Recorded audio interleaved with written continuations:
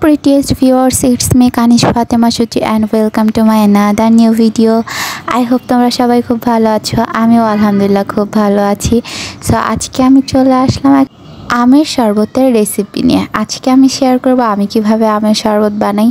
তো সেই কারণে আমটাকে ফার্স্টে ছুলে রেখে সুন্দর করে কুচি কুচি করে কেটে নিই। তারপর আম কাটা শেষ করে চলে যাচ্ছি ছাদে যাচ্ছি, কারণ পুদিনা পাতা গাছ ছাদে আছে। পুদিনা পাতা নিয়ে আসতেই ছাদে গেছি অ্যান্ড যাই কয়েকটা পুদিনা পাতা কালেক্ট করে নিলাম। যে কয়টা আমার লাগবে আমি সে কয়টাই নিছি। পরে মাপটা তোমাদের বলে দিব যে কয়টা পুদিনা পাতা নিছি। এখন পুদিনা পাতা নিয়ে আমি আবার বাসায় চলে যাচ্ছি। বাই দ্য ওয়ে, আমার হাতটাকে সবাই ইগনোর করবা, কারণ ক্লাসে বসে ক্লাসে ভালো লাগতেছিল না, এই জন্য রেড কালারের মার্কার দিয়ে হাতে এগুলো দাগাইছি। এই জন্য আমার হাতটাকে ইগনোর করবা। তো বাসায় এসে আমি সব কিছু সুন্দর করে রেডি করে নিছি। তারপর এখানে পরিমাণ মতো আম দিয়ে নিচ্ছি। আমি একটা আম ইউজ করছি, একটা কাঁচামরিচ আর 4টা পুদিনা পাতা।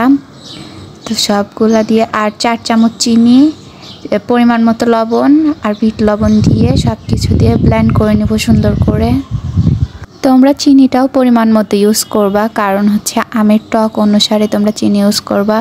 আমি ব্লেন্ড করতে করতে বরফ দিতে ভুলে গেছিলাম, তো এখন বরফ বের করে নিচ্ছি।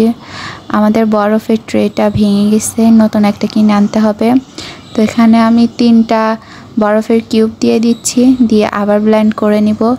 যতক্ষণ না ভালোভাবে ব্লেন্ড হবে ততক্ষণ পর্যন্ত ব্লেন্ড করে নিব। দেন হচ্ছে আমি গ্লাসে বরফ দিয়ে দিচ্ছিলাম।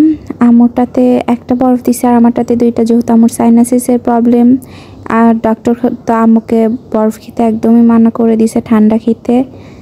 তাও এই গরমে ঠান্ডা খেতে কার না ভালো লাগে। আম্মু তার ব্যতিক্রম নয়, আম্মুকে একটু কম দিয়েছি বরফ। আর আমি বলতে ভুলে গেছিলাম যে আমি হচ্ছে 1/2 লিটার পানি ইউজ করছি 2 গ্লাসের জন্য।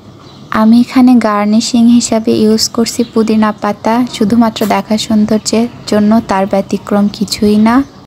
টেস্ট মাশাআল্লাহ এত মজা হয়েছিল, তোমরা বাসায় অবশ্যই সবাই ট্রাই করবা অ্যান্ড আমাকে কমেন্টে অবশ্যই জানাবা। Today is no more. আল্লাহ হাফেজ।